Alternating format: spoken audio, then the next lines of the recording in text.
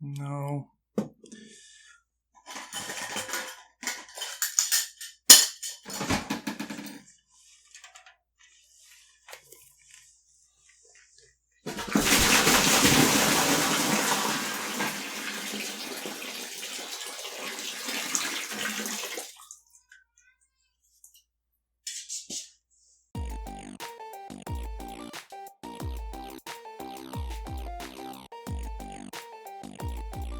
Hey Wargamers, today we are going to finally talk about Tau in the new Imperial Armour Compendium for Warhammer 40k 9th edition.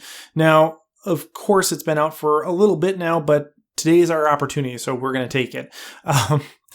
So primarily this video is going to be going through unit by unit, talking about what's changed, how that impacts the placement of that unit within the army, and mostly for the units that you would normally see on a 2,000 point game board. So we're not going to be talking about the Tau-Nar really. We're not going to be talking about the Manta, but everything else we're going to go through bit by bit, more or less. Now, overall, if you don't want to watch the whole thing, here's your take-home message, right? Overall, this book isn't what Tau needed. It's not revitalizing the army. It's not giving them the things that they needed to work in 9th edition. It does provide some new or different ways of doing things that the Codex already does with other units. It makes things a little bit more interesting because you can look at these Forgeworld entries as alternatives for doing largely the same thing that you could already do, which is fun, but again, doesn't offer the breadth of life to this army.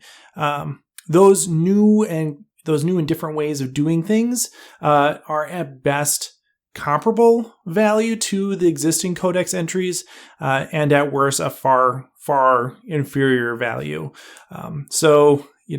Again, not really what we needed, but it does make things a little bit more interesting, right? A little bit more diverse, perhaps.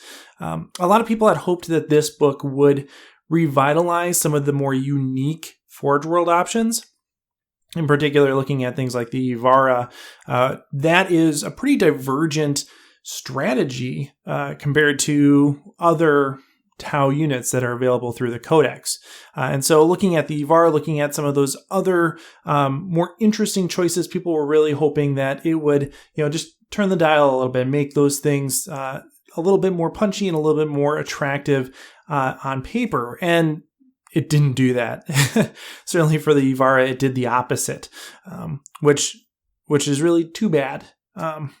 But this leaves Tau pretty much in the same position they were before the Compendium was released, as an antiquated army that lacks the fundamental tools to operate consistently within 9th edition. Now, that doesn't mean that you can't win with Tau, you can't have fun with Tau, of course not. But what does mean is that this book doesn't give you some miracle tool that's going to make your army work in a case that it didn't before. So let's get into it. We're going to go through entry by entry, talking about what's changed and how it works.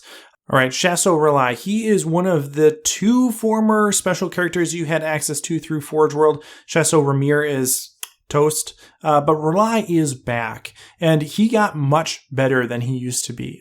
He's still kind of off target though, more of a kind of a jack of all trades, master of none deal going on here. You really envision him as being more of like a sniper or an assassin. He even has a rule called assassin, and he can perform those types of duties, but overall kind of lacks the oomph, I think, to really make that a worthwhile choice.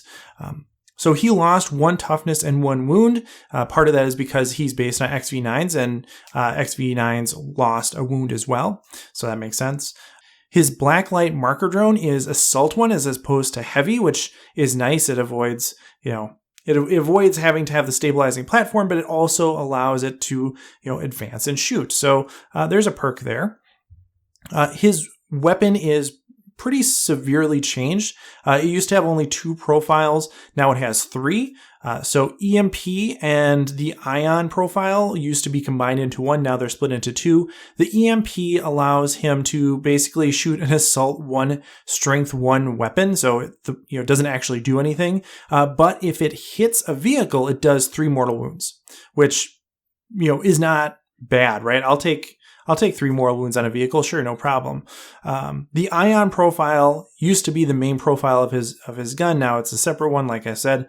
That's strength 6, -1, 1 damage, blast. So this is better than it used to be against infantry because it's assault D6 as opposed to rapid fire 2, and now also has the blast keyword. So if you're targeting larger units, this is going to give you, a better outcome.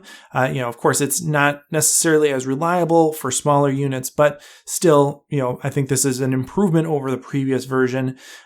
And then you have the hyper density sabot, and that is unchanged. So that's an assault 2, strength 9, -2, 2 damage weapon that will, punch something nice for you in the face. Yeah. His Eclipse shield generator is much better. It adds 1 to any saving throw as opposed to just improving his invulnerable save. So, overall better. I like that idea of being able to just improve any saving throw. That's nice. His assassin rule as well now allows to reroll wounds and hits, which is good if you're targeting a character. Now, of course, the big challenge here is that you have to be able to target the character, which is easier now in 9th than 8th, but still not necessarily an easy thing to do in general. So this is what I'm kind of talking about as a jack of all trades thing is, he can take on vehicles, he can take on infantry, he can take on characters, he can do all those things, but he can only do them a little bit. I would have much rather preferred to give up some of this versatility and have him specialize, particularly on characters, because that's something that the army as a whole lacks. If, the moral wounds on hit for EMP, that's really cool, but I can take care of vehicles other ways. I can take care of infantry, I can take care of blobs other ways than him, and he doesn't really have the volume to really, do that on his own anyway. So really what I would have liked to see here would be, allowing him to target characters without, while ignoring Lookout Sir, and to maybe maintain these same weapon profiles and, give up the reroll to wound or something. Just if he was able to target characters on his own, just that alone, and maybe give up one of these other abilities, I would probably be really interested. But as it is, he's still pigeonholed by the rules around characters, which I think is a major drawback. Up next, we have the XV9 Hazard Suit, and this is one of those models that I think is just really cool, and so I want really cool rules to go with my really cool model, and we didn't get quite there, but we got closer. There are some of these options here that I think are worth considering in certain places and times. Basically, what we had happen here was they lost a wound, boo, but they got some other cool stuff instead. So the phased ion gun profile is now a flat assault 4 instead of 2d3. So it's, on average, the same number of shots, but much more reliable. I like that. That's simpler, more streamlined. Cool. It also lost its proc. So on a roll of 6, it used to be better, but it doesn't have that anymore. But in lieu of that, it has +2 strength. So it's strength 6 instead of strength 4, which is good, right? I like this shifting of the rule set. It doesn't really change whether or not you would take this gun, right? It doesn't make it that much better, but it is more reliable. It does have some nice assets to it. The Fusion Cascade, though, is really the thing that stands out. So Fusion Cascades are range 12, assault D3, strength 8, AP -4, D6, blast. And then they have the new melta rule. So if they are hitting within half range, you change their damage characteristic to D6 +2. The challenge, though, is that it's still only 12-inch range. I'd really like to see like a 24-inch range on this, or even an 18, right? If we went to normal fusion range and did 18 inches, I think this would be a much stronger choice. 12 inches is so short range. And that's the biggest drawback of this weapon. So it's 12-inch range. Blast is interesting for any Marine unit because, it's assault D3. So if there's, like a unit of 6 Marines, that blast keyword comes into effect and can bump it up to just a flat 3 assault. weapon, which is pretty good. So I think that it has room there to play, especially considering the multi-damage aspect and everything like that. It just seems like it would be actually very well positioned to take out Marine units. And so this is one of the places where I updated my spreadsheet for the most points efficient choices in Tau. And the Fusion Cascade Hazard Suit is up there. It does really, really well. It's up to 50% more points efficient than Fusion Blaster Veteran Crisis Suits, which previously were the most efficient thing for like taking out Marines. And so it's much more efficient than those Crisis. And it has a different way of playing and stuff like that. But it's only 12-inch range, right? So that actually limits the number of times you're actually going to be able to shoot the thing. So it doesn't really matter if it's more points efficient on paper if you don't actually get to shoot it, right? And so that difference in range alone, I think, could give up at least a turn of shooting and therefore compensate for any difference in points efficiency. So this is a major drawback when comparing the Fusion Cascade XV9 to Fusion Blaster Crisis Suit, or even to Amplified Ion Accelerator Riptide, right? Either of those two other units, as funny as it is, are much more reliable choice than Hazard Suit because of that limited range. And they're a little less dangerous too, right? Because you can stay farther away, so you don't have to worry about getting charged as much. You're still going to get charged, but at 12 inches, you are definitely getting charged. So yeah. Right. So they are more points efficient. They are really attractive on paper. I think implementing them is a big challenge. And so if you are going to be taking them because of this punching ability, I think really the way to use them is going to be in a very narrow context. They're not going to be something that you sit in the front of your line and say, "Hey, come at me, bro." You're going to deploy these tactfully in a very precise strike, precision deep strike way. Right? That's the way that these things are actually going to make their points back, if at all.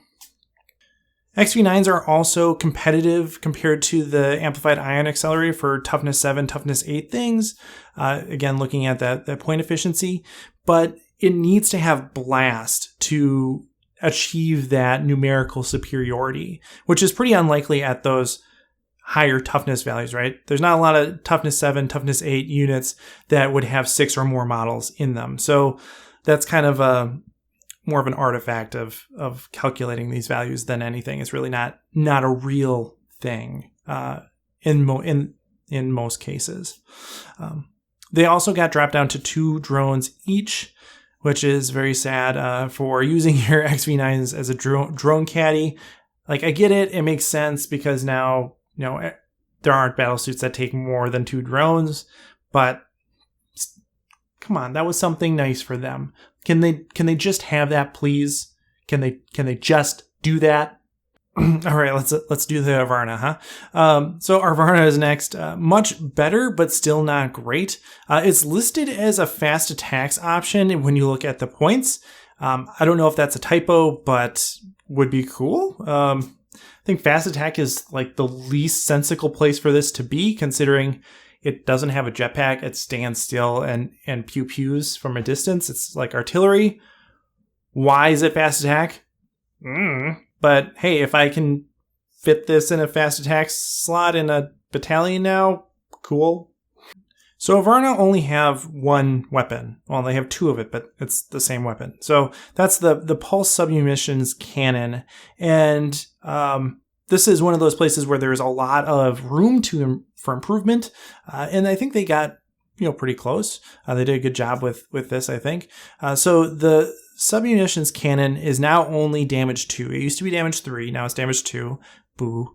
But when you Nova charge it, it becomes strength 7, heavy 9. It used to be 3d3. Now it's just a heavy 9.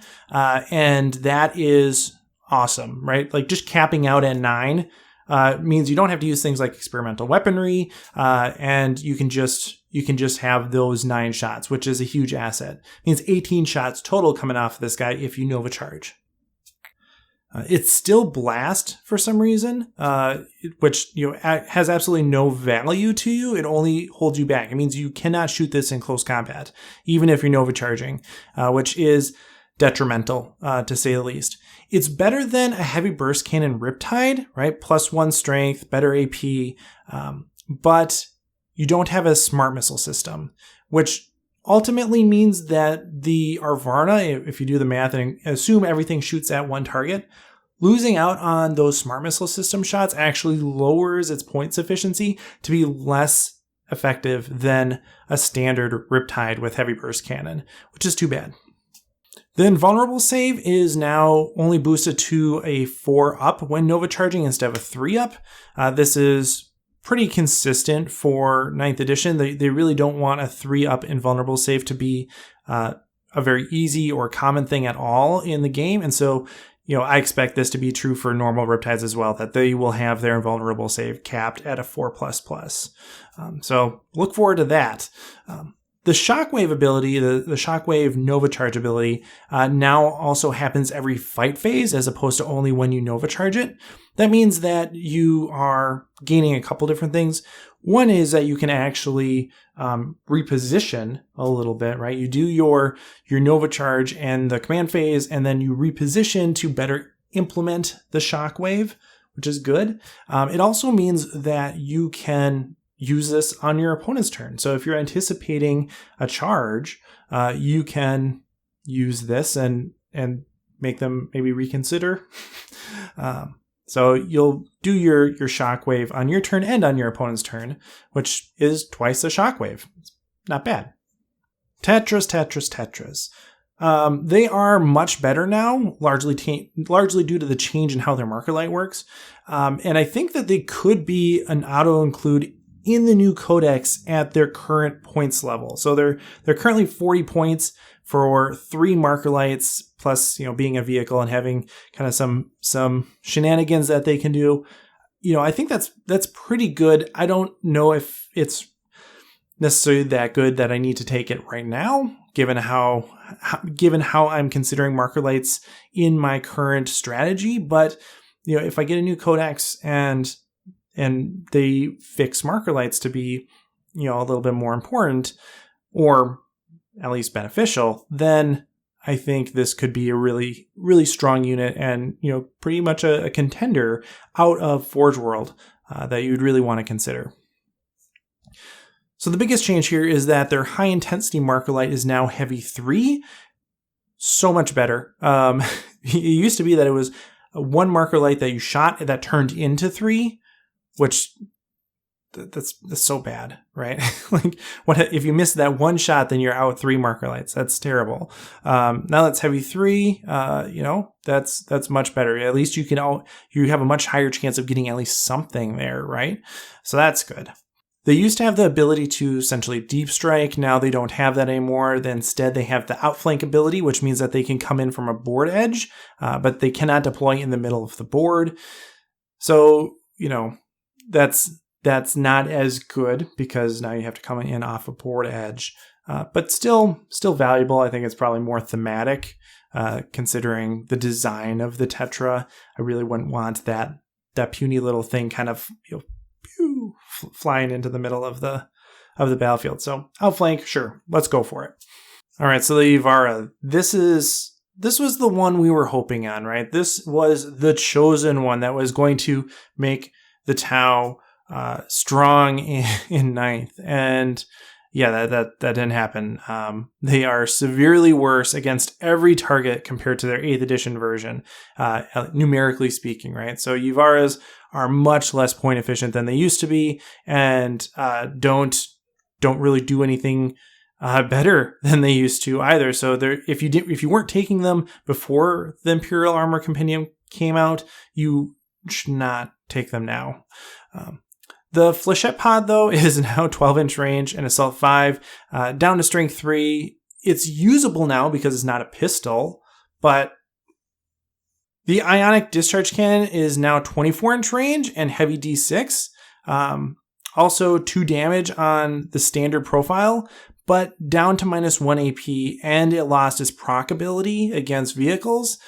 So it's considerably worse now for anti-vehicles, but not bad for heavy infantry. Again, this is one of those areas where, we could work with this. Like, this is, this is tolerable in a lot of ways. What is unforgivable is what they did to that phase plasma flamer, though.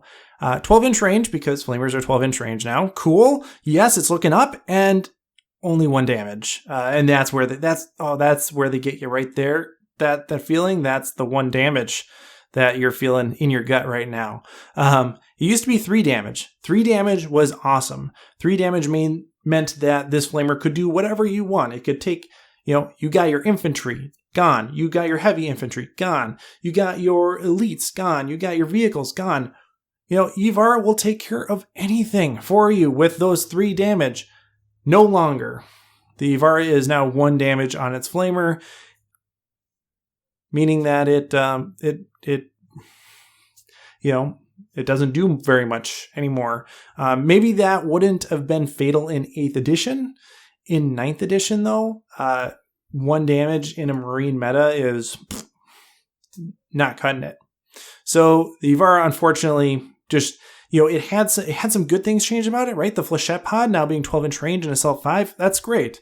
The changes to the ionic discharge cannon, not great, but they have a place. The changes to the flamer ruin this unit.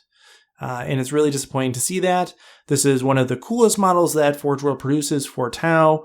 It had a really cool way of playing. It was, again, something very different for Tau compared to stand back and shoot. It was very in your face, very aggressive. Had a lot of interesting things you could do with it. And that's ruined now. So, all right, the DX6 Remora stealth drone. This is one of those choices that they actually made a lot more flavorful, or at least, they brought the flavor back. It lost a lot of flavor in 8th edition, but man, it's a spicy meatball now. It's a spicy little drone nugget. So it's much closer to a 7th edition version. Better, but probably not worth taking at its current point value, which is 60 points.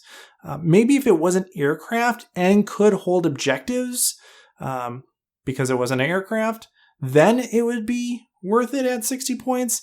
Right now, I would probably value it more around 45 points is kind of where I would see it being something a little bit more attractive. So the Remora got +2 wounds, has a 3-up save now instead of a 4-up save, so much more durable than it used to be. It now comes with Remora Seeker missiles as stock. Those are different than your standard Seeker missile because they're only D3 damage, but they count as normal Seeker missiles for marker light purposes. So that's good. They at least figured out that potential problem ahead of time. So I'm glad that they specified that you can use Remora Seeker missiles just as you would normal Seeker missiles. They can hover again. In 7th or 8th edition, they could not stop moving. Now they can, so they can kind of park and guard an area. That's cool. They can stealth again. So now, instead of being -1 hit or anything like that, they always count as having light cover natively. So you get the -1 to hit because it's an aircraft, and then you get your improved armor save because of light cover. And that again, along with the +2 wounds and a 3-up save, make these guys a lot more durable, which is very good. And they have a marker light again. So they have 2 burst cannons, a marker light, and 2 Remora Seeker missiles, all for 60 points. Like I said, this is much better than it used to be, and actually has some flavor in it now, which I like. I just think it's a little bit too expensive for an aircraft that doesn't have that great of damage output and can't hold objectives. All right, so I'm going to talk about the Barracuda and the fighter bomber Tiger Shark at the same time, because that Tiger Shark is basically just 2 Barracudas strapped together. So why not? So the Barracuda got better in a lot of different ways, but it got worse in one really important way. So it is 1 higher leadership. Cool. I don't know why, but sure, we'll take it. But it's ballistic skill 4 now, so it has a worse ballistic skill. And the Tiger Shark used to be ballistic skill 2, going to ballistic skill 4 is even worse. I understand why they did this, because having ballistic skill 2 flying around would not be cool for Tau, I guess.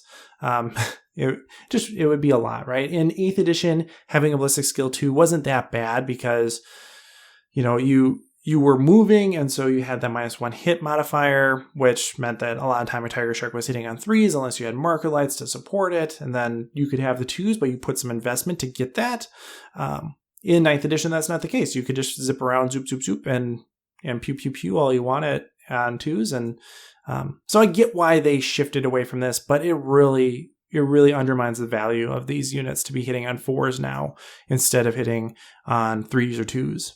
The Swift Strike Burst Cannon is now 12 shots, up from 8. That's very cool. On a Barracuda, that means you get 12, and on a Tiger Shark, that means you could get 24 shots at Strength 6, -1 AP, 1 damage. So basically, you're getting close to a Riptide output there, right? With the lower damage, but lots of shots, which is nice. The Swift Strike Railgun is now Heavy 2, Strength 10, -4 AP, and the damage is D3 plus 3, and it does mortal wounds anytime you successfully wound the target. A couple things to unpack there. One is the shift to D3 plus 3 damage as opposed to random just D6. It means it's much more reliable. You're never going to have that 1 damage, right? It's always going to be at least 4 damage, which is pretty cool. I like that's a fantastic change, and hopefully one that we will see, spread throughout all the other rail weapons, is that kind of more reliable nature. On top of that, they also made the weapon proc happen on any successful wound of the model. So instead of having to wound on a 6, anytime you wound the model, you're going to do an additional mortal wound, which is cool. So really, if you take that D3 plus 3 damage is 4, plus an additional mortal wound is 5. 5 anytime you actually wound it and it gets through. So not quite every time, but whatever. It has -4 AP. So long as there's not an invulnerable save, you're probably going to get 5 damage on the thing, which is nice. And then it's Heavy 2, so potentially 10 shots off of this one railgun, or 10 damage off this one railgun. That's pretty cool. And on a Tiger Shark, you get 2 of them, so that's potentially 20 damage if you hit. That's where they get ya. So if you hit and wound, you're in a pretty good spot to do some damage.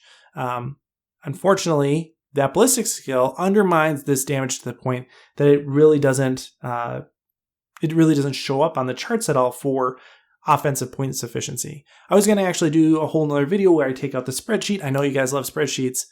I'm going to take out the spreadsheet, show you all the things that changed, but none of this really showed up, right? It's all at the bottom of the list. I mean, not the bottom, but it's not at the top. And if you're not first, you're last. So all these changes, all they do is lower the position of many of these units on the rankings against any particular target. The standout is that fusion cascade. It shows up, but it's really hard to implement, and it's kind of impossible in certain situations. So this Tiger Shark has a lot of apparent value, but because the ballistic skill is so low, or at the standard 4, it's just not worth it anymore. So hopefully this is a place where Games Workshop is planning ahead. They're playing the long game here. And there's going to be some stratagem, some change to how Tau function that's going to augment their firing ability here to make it even better. Not the video we're doing right now, but I will say I think it'd be really cool if there was like an aircast pilot array or an aircast beacon that you could put as either a piece of war gear or as a piece of terrain that would give everything with the fly keyword +1 ballistic skill within 12 inches or something. And if you did that, then these changes here make some sense. Or if you give them a stratagem or a septenant that that improves their shooting ability, dialing back the ballistic skill makes sense. So hopefully they're playing the long game here and not just trying to, make these units unusable. The last unit we're going to talk about is the Tiger Shark AX10. This is the heavy hitter Tiger Shark, and it doesn't have a macro gun anymore because macro guns don't exist in 40k, but its heavy rail is now strength 14, which is a lower strength, but still totally usable. But now D3 plus 6 damage plus D3 mortal wounds on wound. So you see how this is a better version of the Swift Strike gun, right? Does D3 plus 6 wounds as opposed to D3 plus 3, and then the mortal wound proc on any wound is not just 1 mortal wound, but D3 mortal wounds. So you're getting a lot more oomph out of these guns, which is very cool. So that's 10 damage on average, but at 400 points for 2 hits, that's not that great, right? You get 2 shots off of this Tiger Shark for more than 400 points. It's just not worth it, right? It's just not. You don't do enough damage to really make this worth it in a game where there's more than just a couple models on the board. So I think the improvements that they made here are nice, and they hopefully point to good things for rail in the codex, but again, just not enough output to really make them feasible on the tabletop for a 2,000 point game. All right, so that's my initial thoughts on the Imperial Armour Compendium for Tau. Again, there's a lot of things that I really like about what they changed. I like the design choices that they made. I don't like the points cost. I don't like some of those handicaps that they've imposed on these units that make them, at best comparable to things we already had, or in a lot of cases just worse. So I think there's a lot of cool stuff in here. There's things that you can look at, like hazard suits, for example, as ways of doing things a little differently than we might have without this update. But overall, it falls short of expectations. And we really, I think this is one of those things where the value of these things in the short run is low, right? The value of Forge World units for Tau in the short run is low. But once we get the new codex, maybe that will change. So I look forward to seeing that codex and seeing all the cool things that they do for the Tau army with this new book. They got to do something, right? So there's going to be something cool, and hopefully it will interact with one of these units in a really cool way that really, spices things up for us. And I'm excited to see what that is. So let me know what you think in the comments below. What units were you excited to see change? Which ones were you hoping to see changed in different ways? Put it all out there. Tell me your deepest thoughts in those comments about this Imperial Armour Compendium. I want to know. So thanks for watching, everybody, and as always, happy wargaming. Hey everyone, thanks for watching. This channel is made possible by my supporters over on Patreon. If you enjoyed this video, consider joining our community over there as well. We also have an active and growing Discord channel, so if you're interested in joining that, check out the link in the description below. My sincere thanks to Robbie Goodwin, Richard B., Jose Gomez, Ruger, Drew Pratley, Jacob Parkrider, Mark Schwering, Michael Byrne, Zealous Brimstone, Jim Bob, Scott Heater, Stephen Cowan, Jake Johnson, Jared Egler, Chris Kessler, Tau Oswell, and Shifty.